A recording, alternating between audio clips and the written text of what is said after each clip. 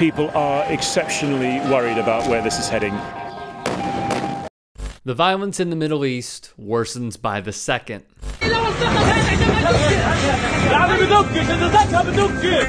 حسبي الله ونعم الوكيل كما نشاهد اطلاق قذيفه حسبي الله ونعم الوكيل كما نشاهد اطلاق قذيفه. That doesn't mean that staying in our house makes it any less risky. Yeah, bombings are happening. Like, we really don't know where they're going.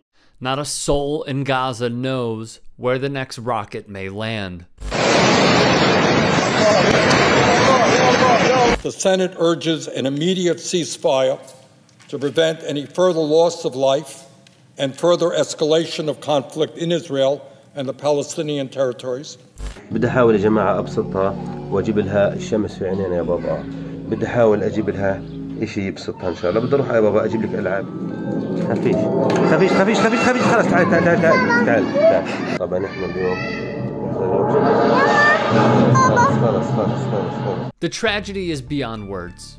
It continues, and the silence of many is deafening. In sports, the athletes are having their say. Manchester United's Paul Pogba and Amad Diallo held the Palestinian flag on the pitch. We have gone over other athletes who expressed displeasure, including, most notably here in the United States, Brooklyn Nets star Kyrie Irving. Many rejected Irving's words. Here at the Young Turks, we do the opposite. However, going back to the Manchester United players, what struck me the most was the story of another soccer player who despised their move and how, in his own mind, he got even. There is no doubt that Benjamin Netanyahu is murdering the innocent in Palestine. Under his failed leadership, a government has not been formed, but he has greenlit the atrocities and human rights violations, specifically those occurring in Sheikh Jarrah.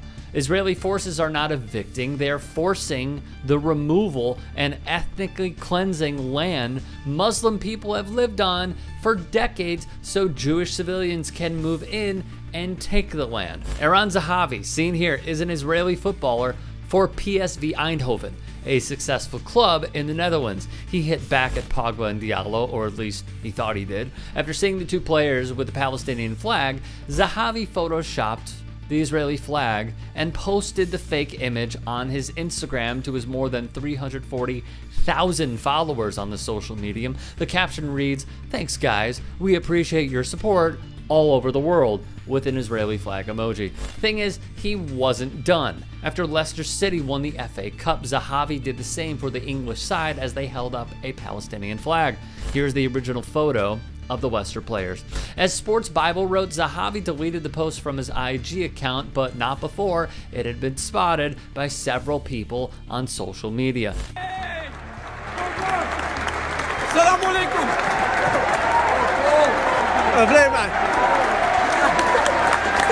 This is how Pogba got the flag on the pitch in the first place, on his own doing.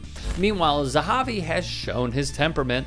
He was suspended for a year after throwing his captain's armband to the floor at the end of the game in September 2017. The Israel Football Association also said he could never captain the country again. Manchester United's manager stood up for his players. We have players from different backgrounds, different cultures, different countries, and I think we need to respect their views if they differ from someone else's. And if my players think about other things than football, that's a positive thing. And guess what? He's right. All we have heard stateside is that the right wing wants athletes to shut up and dribble. They want those who dissent from their views on life and world politics to stay in a box, which is playing a sport and not expressing themselves. As of this taping, the numbers sit where you see on your screen. However, as each moment passes, another life is lost. Let's make this clear. Now, I happen to have read Senator Scott's resolution, and what it says, and I quote, "The Senate mourns the loss of innocent life caused by Hamas's rocket attacks." I certainly agree with that. But what about the loss of 227 Palestinian lives, including 64 children and 38 women? We must continually push for the innocent lives lost, because we know where many stand, even if they are blue, because of their past work. As Jacobin Mag puts it, none of this should surprise us. However, it does not mean we do not continually call out those that have an interest with one side, the powerful against the powerless.